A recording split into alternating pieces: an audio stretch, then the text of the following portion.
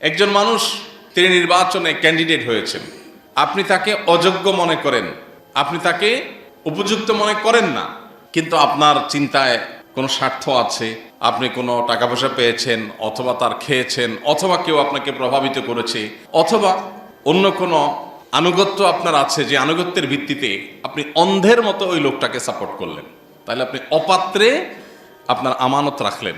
অপাত্রে যদি আমানত রাখেন তাহলে এটাকেই বলা হয় জুলুম, এবং এটা কিন্তু আল্লাহ তাআলার কাছে সবচেয়ে ভয়াবহ অপরাধগুলোর একটা। আর জুলমু যুলুমাতুন ইয়াউমাল কিয়ামা, নবীজি বলেছেন কিয়ামতের দিন দুনিয়ার জুলুম বহুমুখী অন্ধকার হয়ে আসবে। একটা ভোট জেনে শুনে অপাত্রে ভুল জায়গায়, কয়টা টাকার বিনিময়ে, কিংবা সামান্য হীন স্বার্থকে ঘিরে, কিংবা আপনি ইচ্ছাকৃত হোক অথবা কোনো স্বার্থের কারণে হোক, আপনি যদি ভুল জায়গায় প্রয়োগ করেন তাহলে আপনি জুলুম করলেন। এই একটা জুলুম কিয়ামতের দিন আপনার কাছে বহুমুখী অন্ধকার হয়ে উপস্থাপিত হতে পারে। সম্মানিত মুসল্লিয়ানে কেরাম, সামনে জাতীয় নির্বাচন। দেশের সর্বস্তরে প্রত্যেকটা মানুষের মাথায়, মনে, মগজে নির্বাচন ঘিরে নানা জল্পনা কল্পনা, শঙ্কা, আশা, ভাবনা। বিশেষ করে বাংলাদেশের মতো যে সমস্ত দেশে বা সমাজে সর্বস্তরের সাধারণ মানুষ দেশের কল্যাণ চায়, ভালো চায়, মঙ্গল চায়, কিন্তু তেমন কোনো ভূমিকা রাখবার সুযোগ থাকে না, সেই মানুষগুলোর কাছে নির্বাচনই হলো একমাত্র ভূমিকা, যেখানে তার কিছুটা মতামত দেওয়ার, মতামত প্রকাশ করবার, রাষ্ট্র পরিচালনার সিদ্ধান্ত গ্রহণ করবার ক্ষেত্রে রাখবার সুযোগ আছে। এজন্য নির্বাচনকে ঘিরে এত উৎসব, এত উৎসাহ, এত আগ্রহ, যে মানুষের আর তো কিছু করার নাই, অন্তত এখানে কিছু করবার চেষ্টা সাধারণ মানুষ করে। গণতান্ত্রিক সমাজে এই নির্বাচন অত্যন্ত গুরুত্বপূর্ণ। যদিও সংখ্যাগরিষ্ঠ মানুষ এদেশের মুসলমান, আর ইসলাম নেতা নির্বাচন করার ক্ষেত্রে গণতান্ত্রিক এই প্রক্রিয়াকে ঠিক এইভাবে সমর্থন করে না। ইসলাম মানুষকে, মানুষের মতামতকে গোনার চাইতে মতামতকে ব্যক্তিভেদে মূল্যায়ন করবার মতে বিশ্বাস করে। আমরা যদি দেখি নবী করিম সাল্লাল্লাহু আলাইহি সাল্লামের ওয়াফাতের পর, তখন মুসলিম রাষ্ট্র মদিনাকে কেন্দ্র করে যেটা গড়ে উঠেছিল, সেটার খলিফা নির্বাচন করার ক্ষেত্রে কি প্রক্রিয়া অবলম্বন করা হয়েছিল, এবং তারপর আরও তিনজন খলিফা, তাদেরকে নির্বাচন করার ক্ষেত্রে কি কি প্রক্রিয়া অবলম্বন করা হয়েছিল, আমরা কোরআন এবং হাদিস, ইসলামের ইতিহাস ঘাটলে সেগুলো বিস্তারিত জানতে পারবো। শুধু একটি কথা বলেই আমরা এ বিষয়ের ইতি টেনে আমাদের মূল প্রসঙ্গে ফিরে যাব। সেটি হলো, গণতান্ত্রিক সমাজে বা গণতন্ত্রের এই পদ্ধতিতে, এই সিস্টেমে মানুষের মতামত গণনা করা হয়। অর্থাৎ একজন বিশ্ববিদ্যালয়ের শিক্ষক, তার মতামত আর একজন একেবারে খেটে খাওয়া দিনমজুর কিংবা শিক্ষাবঞ্চিত মানুষের মতামতের ভ্যালু এক। একজন বিশ্ববিদ্যালয়ের প্রফেসর পলিটিক্যাল সায়েন্স পড়ান, দেশের অনেক গুরুত্বপূর্ণ কোর জিনিসগুলো জানেন, বুঝেন। এই লেভেলের একজন মানুষ, একজন বুদ্ধিজীবী, একজন বিচক্ষণ, একজন দূরদর্শী, একজন জ্ঞানী, তার ভোটের যে মূল্য, একেবারে সাধারণ কোনো মানুষ, যিনি হয়তো শিক্ষাবঞ্চিত, যিনি হয়তো অনেক কিছু বোঝেনও না, তার ভোটের মূল্য সমান। একজনের বয়স মাত্র 18 বা 19, আরেকজন অনেক অভিজ্ঞ, অনেক পোড় খাওয়া, অনেক বিচক্ষণ, অনেক দূরদর্শী, অনেক কিছু দেখার সুযোগ হয়েছে, বোঝার সুযোগ হয়েছে। এই দুজনের ভোটে গণতান্ত্রিক সিস্টেমে কোনো পার্থক্য নাই। অর্থাৎ ভোট গণা হবে, কে দিয়েছে এটা গুরুত্বপূর্ণ না। এখন 10 জন সাধারণ মানুষের মতামত, কোনো কোনো ক্ষেত্রে একজন এক্সপার্টের মতামত ওই 10 জনের চাইতে গুরুত্বপূর্ণ হতে পারে কি পারে না। আমরা ইসলামের ইতিহাসে নবী করিম সাল্লাল্লাহু আলাইহি সাল্লামের ওয়াফাতের পর খলিফা নির্বাচনের সময় লক্ষ্য করেছি যে এখানে ভোট মূল্যায়ন করা হয়েছে, ভোটের কোয়ালিটি বিবেচনা করা হয়েছে, শুধু কোয়ান্টিটি না। গণতান্ত্রিক সমাজে ভোট শুধু কোয়ান্টিটি বিবেচনা করা হয়, কোয়ালিটির কোনো ভ্যালু এখানে নাই। এটা একটা পার্থক্য।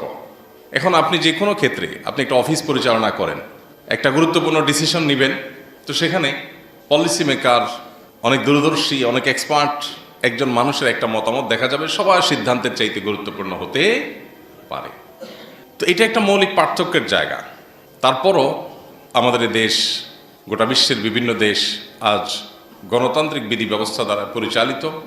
একজন মুসলিম হিসাবে আমাদের স্বপ্ন থাকা উচিত আমাদের ব্যক্তি, আমাদের পরিবার, আমাদের রাষ্ট্র তথা আল্লাহর এই সৃষ্টি জগৎ, বিশেষ করে এই পৃথিবী, কোরআন এবং হাদিস আমাদেরকে যে পদ্ধতি বাতলে দিয়েছে সেই পদ্ধতি অনুযায়ী পরিচালিত হবে। এই স্বপ্ন, এই আগ্রহ একজন মুসলমান হিসেবে প্রত্যেকের মনে লালন করা উচিত এবং কর্তব্য।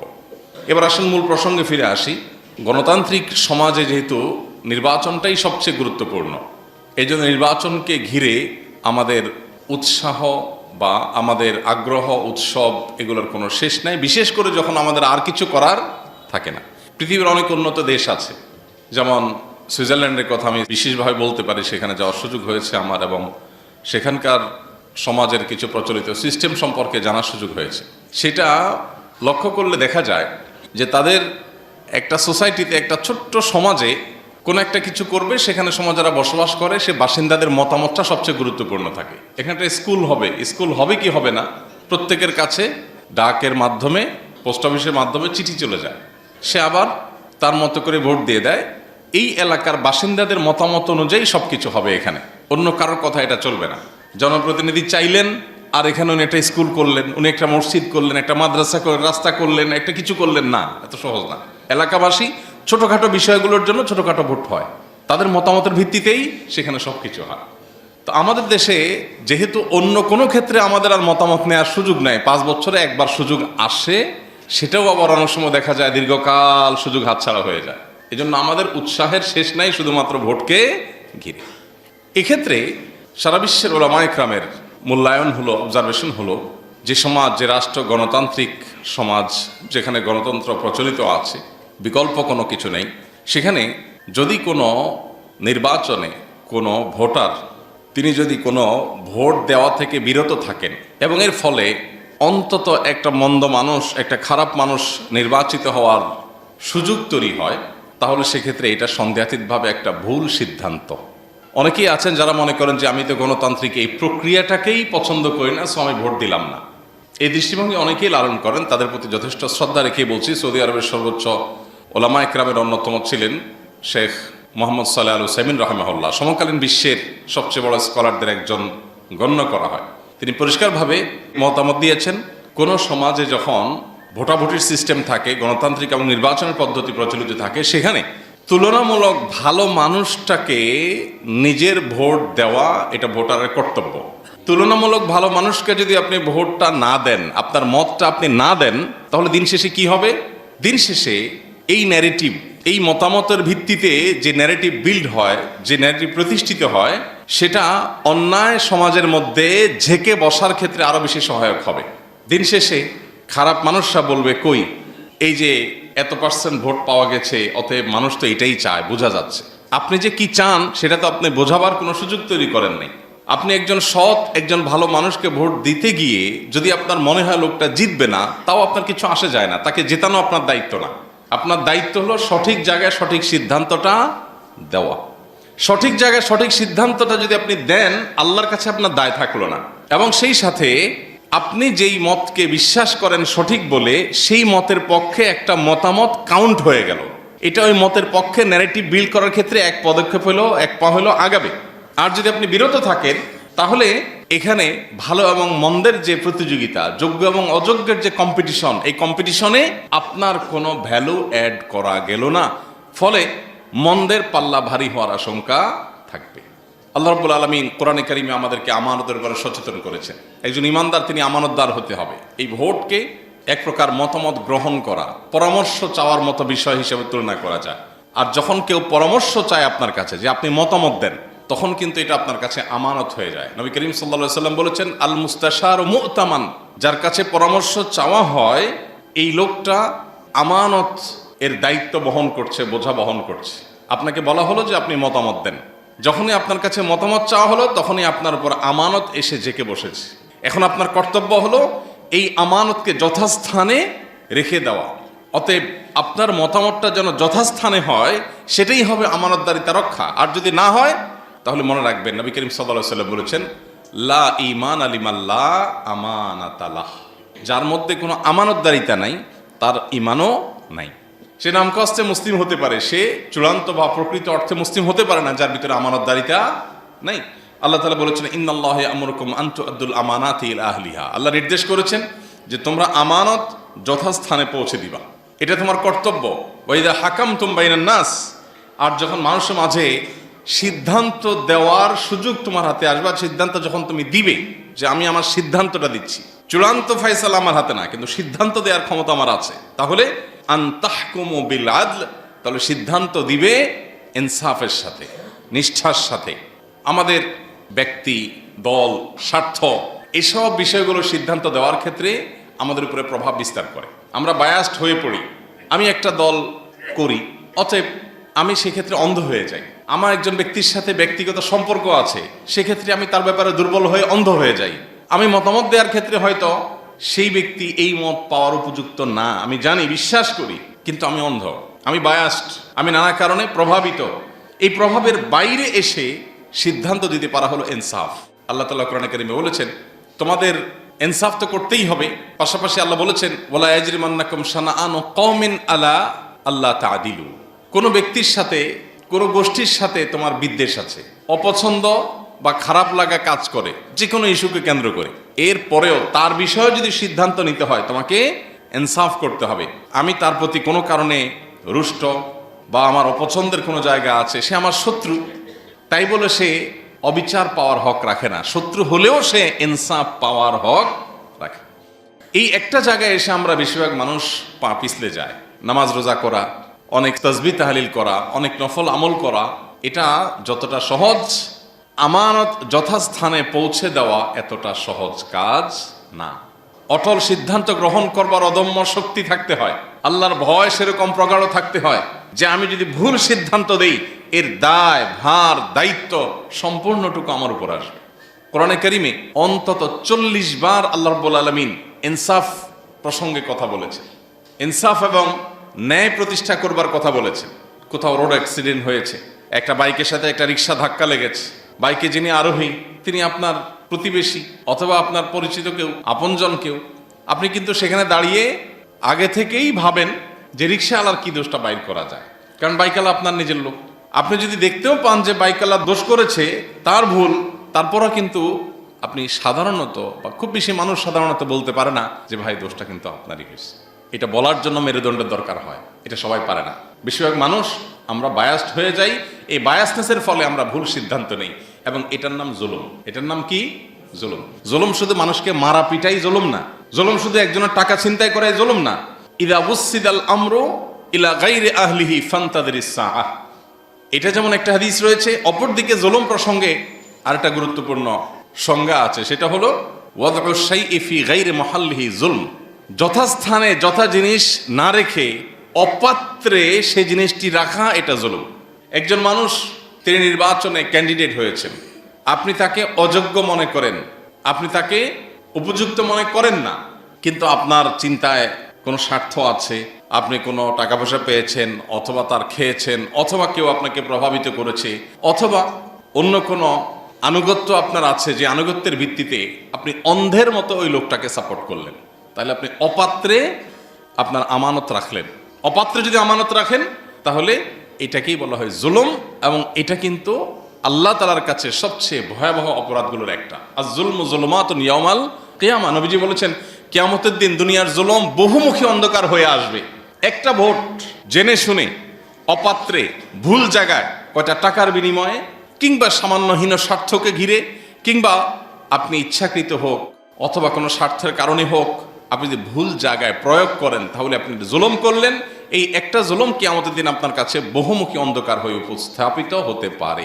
এই জন্য আল্লাহর ভয় আমাদের মধ্যে সর্বাগ্রে থাকতে হবে, দায়িত্বশীলতার বোধ আমাদের মধ্যে থাকতে হবে, এবং আমানতদারিতার বোধ আমাদের মধ্যে থাকতে হবে। কোরআনে কারিমে আল্লাহ তাআলা 18 নম্বর পারার একেবারে শুরুতে সূরা মুমিনুনে প্রথম কয়েকটি আয়াতে আল্লাহ তাআলা মুমিনদের বেশ কয়েকটি বৈশিষ্ট্য বলেছেন। এর ভিতরে একটা বৈশিষ্ট্য হলো ওয়াল্লাযীনা হুম লিআমানাতিহিম ওয়া আহদিহিম রাউন, যে ঈমানদাররা তাদের আমানত এবং অঙ্গীকার, প্রতিশ্রুতি এগুলোকে রক্ষা করে, আমানত নষ্ট করে না, প্রতিশ্রুতি ভঙ্গ করে না, এরাই হলো সফল ঈমানদার।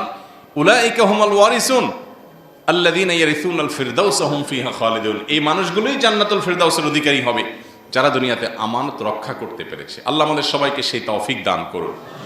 প্রিয় ভাইয়ের আমার, এই জায়গাটাতে এসে আমরা যেন কোনো ভুল কাজ না করি। আমি আবারও বলছি, অনেক ওলামা একরাম আছেন যারা গণতান্ত্রিক এই প্রক্রিয়ার সাথে একমত না হওয়ার কারণে অথবা ইসলামের দৃষ্টিকোণ থেকে গণতন্ত্র বা গণতান্ত্রিক সমাজ যেভাবে পরিচালিত হয় সেটার সাথে কোরআন এবং হাদিসের সব অনেক ক্ষেত্রে মৌলিক অনেকগুলো ক্ষেত্রে বিরোধ থাকার কারণে অনেকেই ভোট দেওয়ার ব্যাপারে অনুমোদন দেন না। মনে করেন যে না, ভোট থেকে বিরত থাকার মধ্যেই কল্যাণ। এটা একটা মত, একটা ইস্তিহাদ, কারোর ইস্তিহাদ, কারোর মতামত, কারোর গবেষণা থাকতেই পারে। তবে আমরা যেটা বলেছি যে আরব কিংবা আমাদের দেশ বা অন্যান্য দেশের সংখ্যাগরিষ্ঠ আলেমদের মত এটা না। সংখ্যাগরিষ্ঠ আলেমদের মত হলো যে আপনার হাতে যে অপশন আছে এই অপশন ব্যবহার করে ভালোর পথে, কল্যাণের পথে, একজন মুসলিম হিসাবে ইসলামের পথে, ইমানের পথে আপনার প্রচেষ্টাটা গুরুত্বপূর্ণ। কি হবে সেটা আপনার দায়িত্ব না, চেষ্টাটা আপনাকে করতে হবে। আজকে বিশেষ করে বিভিন্ন টিভি টক শোতে দেখা যায়, দীর্ঘদিন থেকে আমরা দেখি যে এক শ্রেণীর মানুষ যারা ইসলামকে অপছন্দ করে, মুসলমানদেরকে অপছন্দ করে, ইসলাম মুসলমানদের শত্রুতা করে, ধর্মপ্রাণ মানুষদের বিরুদ্ধে যারা বিদেশিদের বিভিন্ন এজেন্ডায় দেশে পুশ করার চেষ্টা করে, এরা বিভিন্ন সময় টকশোতে আলেম ওলামাদেরকে তুচ্ছ-তাচ্ছিল্য করে যে কই কোনো আলেম দাঁড়ালে তো কেউ ভোট দেয় না। তাহলে পার্সেন্টেজ যখন কম হবে, এই কম দিয়া সে তার মন চাহি খেয়াল খুশি মতো কাজ করাটাকে সে রাইট হিসেবে ধরে নেবে, প্রতিষ্ঠিত করবে। আপনার একটা মতামত দেওয়ার ফলে যদি একজন যোগ্য ভালো মানুষ একটা মতামত পায়, তাহলে সেক্ষেত্রে সে একটা মতামত পেল, দুইটা হলো দুইটা পেল, তিনটা হলো তিনটা পেল, যতটুকু পেল ততটুকু অন্তত ভয়েস রেইজ হলো। অতএব কোনো মানুষকে জেতানো আপনার দায়িত্ব না। আপনার দায়িত্ব হলো আপনি আপনার বিবেককে খরচ করে একজন ইমানদার হিসাবে আল্লাহর কাছে জবাবদিহি আছে সেই চিন্তা মাথায় রেখে উপযুক্ত ব্যক্তিকে মতামত দেওয়া, এটা আপনার কর্তব্য। আপনি সেই মতামত দেওয়ার পর সে জিতলো কি জিতলো না সেটা আপনার দেখার বিষয় না। আমরা বেশিরভাগ মানুষ কি করি? বেশিরভাগ মানুষ মনে করি যে আমি জিতেইতে হবে, এবং আমরা কেউ মনে হয় জিতার কাছাকাছি আছে, তখন মানসিকভাবে আমরা মনে করি ঠিক আছে, আমার বোধ হয় এই পাল্লায় উঠা উচিত, বা এই নৌকায় উঠা উচিত, বা এই আপনার দিকে ঝুঁকে যাওয়া উচিত যেটা ভারী। অথচ আমার কাজ হলো, আল্লাহ আমাকে যে বুদ্ধি দিয়েছেন দ্বীনের জন্য, ইসলামের জন্য একজন মুসলমান হিসাবে, দেশের জন্য একজন মুসলমান হিসাবে কল্যাণকর কি সেটা বিবেচনা করা। আল্লাহ আমাদের সবাইকে সঠিক সিদ্ধান্ত সঠিক সময় গ্রহণ করার তৌফিক দান করুন। প্রিয় ভাইরা আমার, এই সিদ্ধান্তগুলো এত বড় আমানত যে সিদ্ধান্তগুলোকে কেন্দ্র করে অনেক কিছু হতে পারে আল্লাহর কাছে। একটা প্রশ্ন আমাদের কাছে প্রায় সময় আসে, সেটা হলো আমি একজন ক্যান্ডিডেটকে ভোট দিলাম, সেটা যে কোনো ক্ষেত্রে হোক, জাতীয় নির্বাচন হোক, স্থানীয় নির্বাচন হোক, অথবা অন্য কোনো নির্বাচন হোক, আমি কোথাও মতামত দেওয়ার সুযোগ পেলাম, আমাকে বললো তুমি মতামত দাও, আমি আমার মত দিলাম, বাট আমার মত নিয়ে সে নির্বাচিত হয়ে কোনো খারাপ কাজ করলো, এর দায় কার উপরে বর্তাবে? অনেক বড় একটা প্রশ্ন। তো এটার উত্তর হলো, একটা হলো যে একজন মানুষের ব্যক্তিগত ভুল বিচ্ছুতি, একান্তই ব্যক্তিগত, যেটা আগে থেকে কোনো আগাম ধারণা করার সুযোগ নেই। এটা লোকটা গুনাহে লিপ্ত হয়েছে, এটা খারাপ কাজ করেছে, তো এটার দায় তার। আল্লাহ কোরআনে কারিমে বেশ অনেক জায়গা বলেছেন, ও আল্লাহ তাজিরু ওয়াজরাতুন উজরা উখরা, কোনো ব্যক্তি আরেকজনের পাপের বোঝা বহন করবে না। সে পাপ করছে, তার পাপ তাকে পাবে। তবে আল্লাহ তাআলা সূরা মায়েদার একেবারে শুরুতে এও বলেছেন, ওয়া তাআওয়ানু আলাল বিররি ওয়াত তাকওয়া ওয়া লা তাআওয়ানু আলাল ইসমি ওয়াল উদওয়ান। পাপ এবং সীমালঙ্ঘন হবে তুমি জানো। কোনো ব্যক্তি সে হয়তো মাদক গ্রহণ করে, কোনো ব্যক্তি সে ফাসেক, তার ভিতরে আল্লাহর ভয় নাই, সে হয়তো ভালো করে নামাজটাও পড়ে না, সে হয়তো দ্বীন ইসলামের কোনো বালাই তার মধ্যে নাই, সে হয়তো আল্লাহ ভীরু না হওয়ার কারণে, মুত্তাকি না হওয়ার কারণে, ভালো মুসলিম, ভালো সৎ মানুষ না হওয়ার কারণে সে হয়তো নানান পাপাচারে লিপ্ত হবে, খুন খারাপি করবে, মাস্তানি করবে, অনেক অন্যায় কাজ করবে, অনাচার করবে, দখলদারিত্ব করবে, এই টাইপের মানুষ সে, আপনি জানেন। এরপরে যদি আপনি সেখানে ভোট দেন, কেন? দলীয় আনুগত্য কিংবা আপনার অন্য কোনো স্বার্থের কারণে, তাহলে যদি আপনার এই ভোটের পর এই লোক নির্বাচিত হয়ে অন্যায় কাজ করে, তাহলে তার একটা ভাগ আপনাকে বহন করতেই হবে। ধরলেন না, খাইলেন না, ছুঁইলেন না, কিন্তু পাপের বোঝা আপনাকে ঠিকই নিতে হবে। নিজের বিবেকের কাছে আপনি দংশিত হতে থাকবেন কিয়ামতের শাস্তিতে পরের কথা। তো এই জন্য এই জায়গাটাতে একজন ইমানদার মানুষ হিসাবে আমানতদারিতা রক্ষা করাটা খুবই গুরুত্বপূর্ণ। আমাদের দেশে ভোট কেনাবেচার যে কালচার আছে, গ্রামে গঞ্জে শহরে বিভিন্ন ক্ষেত্রে এই কালচার জঘন্য এবং ভয়াবহতম কালচার। এটার বিরুদ্ধে আমাদের সামাজিক প্রতিরোধ গড়ে তোলা দরকার। টাকা দিয়ে কেউ যেন অন্তত কোনো মানুষের মতামত কিনতে না পারে। প্রচলিত আইনে যেরকম নিষিদ্ধ, একইভাবে শরিয়ার দৃষ্টিকোণ থেকে এটা এত বড় জঘন্য অপরাধ। একটা মানুষ আমানতের খেয়ানত করলো, এটা একটা অপরাধ। আবার মতামত দিতে গিয়ে ঘুষ গ্রহণ করলো, এটা কিন্তু ঘুষ। আপনি চিন্তা করলেন, আমি তো সারা বছর ঘুষ খাওয়ার সুযোগ পাই না, ওই বেটা নির্বাচিত হইয়া গম চুরি টিন চুরি সব করবে, আমি একটু ভোটের সময় 500, 1000, 2000 খাইলাম, তাহলে দিন শেষে এটা চোরের দেশ বলা যাবে। এই ট্যাগ যদি আপনি শুনতে আপনার খারাপ না লাগে তাহলে আপনি খাইতে পারেন, কিন্তু দায় আল্লাহর কাছে ঠিকই নিতে হবে।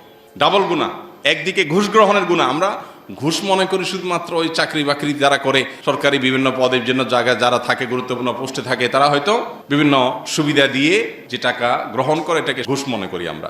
ভোটের বিনিময়ে যেই টাকা বা সুবিধা গ্রহণ করা হয় এটাও কি ঘুষ। এবং শুধু ঘুষ না, এখানে একটা অপরাধ না, শুধু আমানতের খেয়ানত আবার ঘুষ গ্রহণ, এই দুইটা অপরাধ। এটা কিন্তু আপনার এর দায় বহন করতে হবে। এই জন্য আল্লাহ তাআলা ভয় আমাদের মধ্যে থাকা গুরুত্বপূর্ণ। আমরা যতদিন মুত্তাকি না হব ততদিন দেশের পরিবর্তন, দেশের পরিস্থিতির চেঞ্জ হবে না। যারা একটু ট্রাভেল করেছেন, টুকটাক বিভিন্ন দেশে যাওয়ার যাদের অভিজ্ঞতা আছে, তারা বলতে পারবেন আমরা কোথায় দাঁড়িয়ে আছি, এই দেশটা কোথায় দাঁড়িয়ে আছে। পৃথিবীর এমন কোনো দেশ, আমি ট্রাভেল করে আজ পর্যন্ত, আমার ট্রাভেল হিস্ট্রি খুব বেশি না, সব মিলে হয়তো 25-30টা দেশ ঘুরছি আমি। এই 25-30টা দেশের মধ্যে এমন একটা দেশ পাই নাই যেই দেশে যাওয়ার পরে মনে হয়েছে যে যাক আমার দেশটা এর চাইতে ভালো।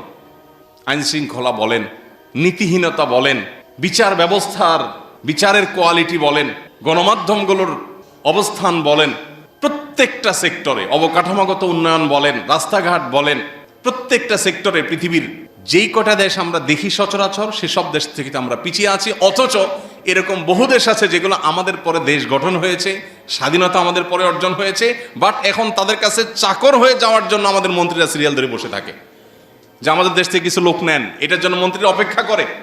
এটা আমাদের জন্য লজ্জা। এর দায় শুধুমাত্র রাজনীতিবিদদের দিলে হবে না, এর দায় আমাদেরও আছে। যে দেশে 500-1000 টাকায় ভোট কেনা যায় সে দেশে কিভাবে ভালো পরিবর্তন হবে। এলাকাতে একটা যোগ্য মানুষ আছে, উনি নিতে চায় না, সবাই ওনাকে জোর করছে, না ভাই আপনাকে নিতে হবে। হয় না এরকম অনেক সময়? নবীজি বলেছেন কেউ যদি এরকম কোনো মানুষকে দায়িত্ব চাপিয়ে দেয় তখন সে আল্লাহর পক্ষ থেকে সাহায্যপ্রাপ্ত হয়। তার দায়িত্ব পালনের ক্ষেত্রে আল্লাহ তাকে কি করেন? সাহায্য করেন। আর যখন নিজেকেও নিজের ঢোল নিজে পিটায়, হ্যাঁ, নিজেই কর্মীদের শিখায় দেয়, স্লোগান কি হবে? অমুক নেতার চরিত্র ফুলের মতো পবিত্র, লিখে দিচ্ছে কে? নেতা। তো যে নিজের ঢোল নিজে পিটায় এবং দায়িত্ব যে ব্যক্তি যেচে নেয়, নবীজি বলেছেন আল্লাহর পক্ষ থেকে সে সাধারণত সাহায্য প্রাপ্ত হয় না। এটা হলো ইসলামের মূল কনসেপ্ট। এরপরও কোনো জায়গায় যদি মনে হয় যে না, এখানে আপনি যেচে না নিলে বরং ন্যায় এবং সত্য পিছিয়ে পড়বে। অনেক সময় আমরা সফরে যাই, ট্রাভেলে যাই, নামাজ কে পড়াবে এটা নিয়ে দ্বিধাদ্বন্দ্বে পড়ে যাই, হয় না এরকম? ধরুন ফেরিঘাটে আপনি ফেরিতে উঠলেন, যদিও ফেরি এখন আস্তে আস্তে কমে গেছে। কোন একটা বাস স্টপেজে আপনি গেলেন, ব্রাহ্মমান একটা নামাজের জায়গা যেখানে টেম্পোরারি জামাত হচ্ছে, পার্মানেন্ট কোনো ইমাম নাই, তো সেখানে দেখা যায় কে ইমামতি করবে এটা দ্বিধায় পড়ে যায় মুসল্লিরা, আছে না? অনেক মুসল্লি আছে উনি জানে ওনার ক্যারারটা সহি, উনি যদি এখন সামনে বেড়ে না যান, এমন কেউ সামনে বেড়ে যাবে এর ক্যারারটা সহি না, নামাজই হবে না, এমন অশুদ্ধ পড়ে। তো এরকম পরিস্থিতিতে না ভাই আমি নিজে ইমাম হওয়া এটা তো উচিত না, তাহলে আমি দাঁড়ায় থাকি, এটা না। তখন আপনাকে নিজেই কি হতে হবে? ইমাম হতে হবে। কারণ আপনি নিজে ইমাম না হলে ভুলভালকে ইমাম হয়ে আপনার নামাজ তার নামাজ দুইটা নষ্ট হওয়ার আশঙ্কা আছে। তো এইরকম পরিস্থিতিতে প্রার্থী হওয়া নাজায়েজ না। আমি শুধু ইসলামের কনসেপ্টটা বললাম যে ইসলাম কিন্তু বলে যে চায় তাকে দায়িত্ব দিও না, যে চায় না তাকে যেছে দায়িত্ব দাও। গণতান্ত্রিক এই বিধি ব্যবস্থা এই সমাজে যখন যেছে দায়িত্ব দেওয়ার কালচারই নাই, সেখানে বরং কেউ যদি সত্যের পক্ষে না দাঁড়ায় সেক্ষেত্রে সত্য বরং নিভে যাবে, অসত্য বরং শক্তিশালী হবে, তখন তার দায়িত্ব আগ বেড়ে যাওয়া। কিন্তু সেই আগ বাড়াটা হবে আল্লাহর খাতিরে।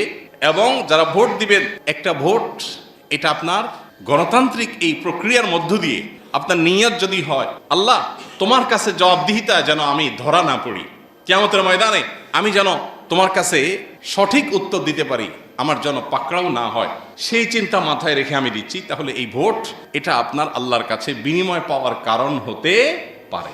আর যদি এই ধান্দা আপনার না থাকে, বরং পার্থিব ধান্দাটাই মূল থাকে, অনেক ক্ষেত্রে ভোট আপনার গুনাহের কারণও হতে পারে। এই জন্য আল্লাহ তাআলার কাছে এই দায়িত্বের বোধ আমাদের থাকতে হবে। আমরা দায়িত্বশীল নির্বাচন করবার ক্ষেত্রে কোন প্রক্রিয়া অবলম্বন করবা, কি দেখব? আমাদের দেশে তো এখনো মানুষের মন মানসিকতা কোনো কোনো ক্ষেত্রে কোনো কোনো ব্যক্তিদের মধ্যে দেখা যায় এমন মানে ছোট ছোট চিন্তা আমরা করি যেগুলো আসলে আমানতদারিতার চিন্তা থেকে ওইটা করা উচিত না। আপনি একজন সাধারণ মানুষ হতে পারে, আপনার একটা ভোটের মূল্য কি বা হতে পারে, কোটি কোটি ভোটের মধ্যে আপনার একটা ভোটের মূল্য আপনি মনে করতেছেন কি বা হতে পারে, কিন্তু না, একটা আমানত হিসাবে এটা অনেক গুরুত্বপূর্ণ। আল্লাহ বলেছেন তিনি আমানত রাখতে চেয়েছেন, আমানত দিতে চেয়েছেন পাহাড়কে, পর্বতকে, আসমানকে, কিন্তু ফাআবাইনা আন ইয়াহমিলনাহা, আল্লাহর এই বিশাল বিশাল সৃষ্টিগুলো কেউই আমানত গ্রহণ করতে চায় নাই। আল্লাহ সে আমানত দিয়েছেন পরবর্তীতে মানুষকে। ওয়া কানাল ইনসানু যালুমান জাহুল, আল্লাহ বলেছেন মানুষ সে আমানত নিজে আল্লাহ দিতে বলাতে নিজে নিয়ে নিয়েছে, এবং সে আমানত হলো কোরআনের আমানত, দ্বীনের আমানত, এটা আল্লাহ মানুষের উপর দিয়েছেন। অতএব আমানত মানেই ভারী, যেটা পাহাড় পর্বত পর্যন্ত অস্বীকৃতি জানিয়ে আল্লাহ তাআলার নির্দেশনার পর মানুষ না বুঝে না জেনে যে দ্বীনের আমানত গ্রহণ করেছে। প্রত্যেকটা মতামত দেওয়া, প্রত্যেকটা আমানতই এরকম গুরুত্বপূর্ণ, পরিমাণে ছোট হোক বড় হোক, আল্লাহর কাছে এর দায় অনেক বেশি। এই জন্য এই ভয় যেন আমাদের মধ্যে থাকে এবং উপযুক্ত ব্যক্তি যেন আমরা নির্বাচন করার চেষ্টাটা অন্তত করি। শুআয়ব আলাইহিস সালামের ঘটনা আল্লাহ তাআলা কোরআনে উল্লেখ করেছেন যে শুআয়ব আলাইহিস সালাম তার মেয়েদেরকে যখন বকরিগুলোকে পানি পান করাবার জন্য পাঠিয়েছেন, তখন মুসা আলাইহিস সালাম তাদেরকে সহযোগিতা করেছেন এবং মেয়েরা তাকে নিয়ে তার বাবার কাছে বিনিময় দেওয়ার জন্য নিয়ে আসছেন। যখন বাবার কাছে নিয়ে আসছেন, বাবা ওই ব্যক্তিকে অর্থাৎ মুসা আলাইহিস সালামকে যখন অফার দিলেন যে তুমি আমার এখানে থেকে যাও পার্মানেন্ট কাজের লোক হিসাবে, তখন মেয়েরা মন্তব্য করেছিলেন ইয়া আবাত ইস্তাজিরহু ইন্না খায়রা মান ইস্তাজারতাল কবিয়্যুন আমিন, বাবা এই ব্যক্তিটাকে আপনি কাজের জন্য পার্মানেন্ট নিয়োগ দেন, কারণ এই ব্যক্তি কবি এবং আমিন, অর্থাৎ এই ব্যক্তি দক্ষ এবং বিশ্বস্ত। এখান থেকে বোঝা গেল কোনো ব্যক্তিকে দায়িত্ব দেওয়ার জন্য দুটি জিনিস গুরুত্বপূর্ণ। একটা হলো এই দায়িত্ব পালনে সে কতটা সক্ষম, কতটা দক্ষ সেটা দেখা, আরেকটা হলো কতটা সৎ সেটা দেখা। শুধু সততা এটা দায়িত্ব দেওয়ার জন্য যেমন যথেষ্ট না, আবার শুধু দক্ষতা এটাও দায়িত্বের বোঝা কারোর উপরে চাপানোর জন্য যথেষ্ট না, বরং একসঙ্গে তাকে দক্ষ হতে হয় আবার সৎ হতে হয়। আপনি কোনো একটা কাজ দিবেন, কোনো একটা আপনার অফিসে, আপনার কোনো একটা কোম্পানিতে, আপনার ব্যবসা প্রতিষ্ঠানে, নিশ্চয়ই আপনি খুঁজবেন এই কাজটা করার জন্য উপযুক্ত ব্যক্তি যেন পান, একই সাথে সে যেন চোর না হয়, সে যেন দুর্নীতিবাজ না হয়। একদিকে যদি হয় খুব যোগ্য শেয়ানা চালাক মানুষ, কিন্তু সে 2 নম্বর, সে যেরকম আপনার জন্য ক্ষতিকর, আবার অপর দিকে একজন মানুষ খুবই সৎ, নামাজি, আল্লাহ ভীরু, কিন্তু তার সে দক্ষতা নেই এই কাজটা করার মতো, তাকেও দায়িত্ব দেওয়া যথাযথ হবে না, কারণ সে দায়িত্ব নিয়ে দায়িত্ব পালন করতে পারবে না। অতএব একই সঙ্গে দক্ষতা এবং সততার সন্নিবেশ যেন ঘটানো যায়, তুলনামূলক যা আছে এর মধ্যে মন্দের ভালো কি হতে পারে সেই জিনিসটা যেন বের করা যায়, এই চেষ্টা আমাদের করতে হবে। অতএব আমি আমার আমানত এর জন্য আল্লাহর কাছে জিজ্ঞাসিত হব, সে আমানতটা আমি যথাযথভাবে পালন করছি কিনা সেটা আমার কাছে দেখার বিষয়। এর বাইরে আল্লাহ তাআলার কাছে আমার আর কোনো জবাবদিহিতা এই ক্ষেত্রে অন্তত নাই। আমি যদি আমানতটা সঠিকভাবে পালন করার চেষ্টা করি, আল্লাহর কাছে আমি দায়মুক্ত হলাম। সে জিতলো কি জিতলো না সেটা আমার দেখার বিষয় না। অতএব আমি কার পাল্লা ভারী সেটা বিবেচনা করব না। এমন এমন বিষয় দেখে মানুষ ভোট দেয়, এখনো বলে যে অমুক মাশাআল্লাহ হ্যান্ডসাম, চেহারাটা সুন্দর, অতএব ভোটটা এবার এড়িয়ে দেব। আছে না আমাদের দেশে, গ্রামে, অনেক জায়গাতে এরকম চিন্তা মানুষ এখনো করে। অথচ এর চেহারা ধুয়ে তো আপনি পানি খাবেন না, ওর চেহারা দিয়ে কি হবে? আপনি দেখবেন তার চিন্তা, তার দর্শন, তার কাজ, তার কমিটমেন্ট। নির্বাচনকে সামনে রেখে নেতাদের কাছ থেকে কমিটমেন্ট আদায় করেন যে আপনি নির্বাচিত হলে দ্বীনের জন্য কি করবেন, ইসলামের জন্য কি করবেন, দেশের কল্যাণার্থে কি করবেন। আর শুধু করবেন করবেন বললেই হবে না, মিথ্যা প্রতিশ্রুতি দেওয়া এটা তো আমাদের দেশে নির্বাচনে হালাল জিনিস হয়ে গেছে।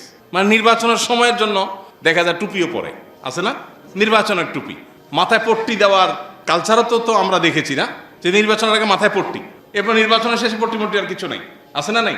তো যে ব্যক্তি ধোঁকা দেয় সেই ব্যক্তি আপনি নির্বাচিত করার পর সে যে আবার ধোঁকা দেবে না তার গ্যারান্টিটা কি? এখন কথা হলো ভাই কারে পাবো? কেউ তো ভালো না, কেউ ভালো না, মন্দের ভালো, মানে ভালোর মধ্যেও তো তুলনা আছে, যে যতটুকু আপনার হাতে সম্ভব ততটুকু আপনি চেষ্টা করবেন।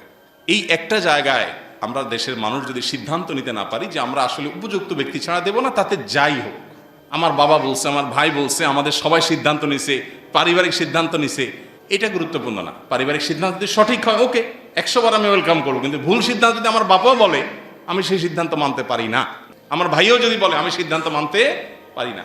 অতএব এই একটা বিষয় আমাদের খুব বেশি দায়িত্বশীলতা, খুব বেশি সচেতনতার বিষয় আছে। আল্লাহ তাআলা আমাদেরকে বোঝার তৌফিক দান করুন। এবং সেই সাথে আমি আপনাদের কাছে উদাত্ত আহ্বান রাখতে চাই, আপনাদের দোয়াগুলোতে যখনই দোয়া করবেন, নিজের জন্য, ফ্যামিলির জন্য যখন দোয়া করবেন, এই অভাগা দেশটার জন্য আলাদা করে একটু আল্লাহর কাছে কথা বলবেন, আল্লাহর কাছে একটু চাইবেন। কারণ এই দেশটাতে এই 50টা বছর পরও এখনো বিশুদ্ধ একটু পানি পান করার মতো ব্যবস্থা এখনো হয়নি, যে নিশ্চিন্তে চোখ বন্ধ করে আপনি পানি পানের বোতল থেকে পানি পান করতে পারবেন, এই গ্যারান্টিটা নাই। একটা খাবার নিশ্চিন্তে খাবেন, সেখানে বিষ নাই, ফরমালিন নাই, ক্ষতিকর কিছু নাই, ক্যান্সারের কারণ হবে না, এই গ্যারান্টি দেওয়ার মতো একটা খাবার এদেশে আজ পর্যন্ত হয় নাই। রাস্তাঘাট বাদ দেন, কলকারখানা বাদ দেন, অন্যান্য ডেভেলপমেন্ট বাদ দেন। এই জন্য আল্লাহর কাছে একটু দোয়া করেন, আমরা যেরকম আমাদের নেতাও সেরকম হবে। এটাই তো স্বাভাবিক, এটাই তো আল্লাহর নিয়ম। আল্লাহ বলেছেন, ইন্নাল্লাহা লা ইউগাইয়িরু মা বিকওমিন হাত্তা ইউগাইয়িরু মা বিআনফুসিহিম। কোন জাতির পরিবর্তন আল্লাহ করেন না যতক্ষণ পর্যন্ত ওই জাতি ভিতর থেকে তারা নিজেরা পরিবর্তন না হয়। আপনি নিজে চান্স পেলে 2 নম্বরই করবেন বা করেন, কিন্তু আপনি চান আপনার নেতার চরিত্রটা ফুলের মতো পবিত্র হবে, জীবনও সম্ভব না। এই জন্য আমাদের ভেতর থেকে নিজেদের আত্মশুদ্ধি প্রয়োজন, পরিবর্তন করার প্রয়োজন। এবং সেই সাথে আমি যেটা বলছিলাম, আল্লাহর কাছে দোয়া করবেন, আল্লাহ আপনি আমাদের জন্য কল্যাণের ফয়সালা করুন। এই দেশে মানুষের চিন্তাধারার বিরুদ্ধে পশ্চিমাদের বিভিন্ন চিন্তাধারা চাপিয়ে দেওয়া, পুশ করা, শিক্ষার নামে, সংস্কৃতির নামে, গণমাধ্যমের লেবেল লাগিয়ে নানাভাবে পুশ করার চেষ্টা এই দেশে হয়েছে, হচ্ছে। আমরা যেন নিজের পায়ে নিজে দাঁড়াতে পারি, আমরা যেন অন্যের আর ক্রীড়ানক না হই। সামান্য একটু লোন দিয়ে, 10টা 20টা শর্ত দিয়ে আমাদেরকে তাদের চিন্তাধারাগুলো বহন করতে, ধারণ করতে বাধ্য করা হয়। এই গোলামি, এই দাসত্ব আর কতকাল? আমরা যেন শক্তিশালী একটি দেশ হিসাবে, একটা উম্মাহ হিসাবে, বলিষ্ঠ হিসাবে দাঁড়াতে পারি। আল্লাহ আপনি আমাদের জন্য সেই তৌফিক নসিব করুন। আমরা সে দোয়া রব্বের কাছে যেমন করব, নিজেরা পরিশুদ্ধ হওয়ার চেষ্টা করব, এবং সেই সাথে আমাদের প্রচেষ্টা থাকবে আমার আমানত যথাযথভাবে আমি প্রয়োগ করব। রব্বে করিম আমাদের সবাইকে সেই তৌফিক দান করুন। এদেশে মানুষের জন্য আল্লাহ তাআলা কল্যাণের ফয়সালা করে দিন। আমাদের জন্য কোনটা ভালো হবে আল্লাহ তুমি জানো, তুমি আমাদেরকে সেই পথ দেখাও, সেই পথটা আমাদের জন্য তুমি নির্বাচন করে দাও। আর এদেশে মানুষের ভাগ্য নিয়ে, এদেশে মানুষের কর্ম নিয়ে, এদেশের মানুষকে নিয়ে, এই দেশকে নিয়ে আর ছিনিমেনে খেলার সুযোগ যেন কেউ না পায় আল্লাহ। আর কতকাল আমরা এই কীটপতঙ্গের মতো, পোকামাকড়ের মতো, আর এই ভাসমান ময়লা আবর্জনার মতো, খড়কুটোর মতো এই জাতি কতকাল আর ভাসবে এই পৃথিবীতে? কবে আমাদের সে আর্থিক স্বাবলম্বিতা হবে? কবে আমাদের সে কূটনৈতিক শক্তি দাঁড়াবে? সেদিন দেখেছি পৃথিবীর দুর্বল পাসপোর্টের তালিকায় খুব কাছাকাছি সিরিয়ালে কত যেন প্রথম 10 না প্রথম 7-এর ভিতরে একদম প্রথম দিকে বাংলাদেশের পাসপোর্ট। তো এই যে দুরবস্থা আমাদের, এই দুরবস্থা তো একদিক থেকে না। স্বাস্থ্য খাতে আপনি দেখেন, ডেঙ্গুতে মানুষ মরে সাফ হয়ে যাচ্ছে, খবরও নাই, পত্রিকাগুলোতেও তেমন কোনো নিউজ নেই। একের পর এক মানুষ সাফার করছে, তেমন কোনো পরিবর্তন নাই। এই জন্য আমরা আল্লাহ তাআলার কাছে সবাই গণ ইস্তেগফার করতে হবে, আল্লাহর দিকে ধাবিতে হবে, নিজেদেরকে পরিশুদ্ধ করতে হবে, আমানতকে সঠিকভাবে আদায় করতে হবে। 3 কাজ, আল্লাহর কাছে দোয়া, নিজেরা পরিশুদ্ধ হওয়ার সিদ্ধান্ত গ্রহণ করা যে আমি কোনো অন্যায় পারতপক্ষে করব না যদি আমার সুযোগ আসে। আমি যখন সৎ হব, আল্লাহ আমাকে সৎ লোক দিবেন। আর তৃতীয়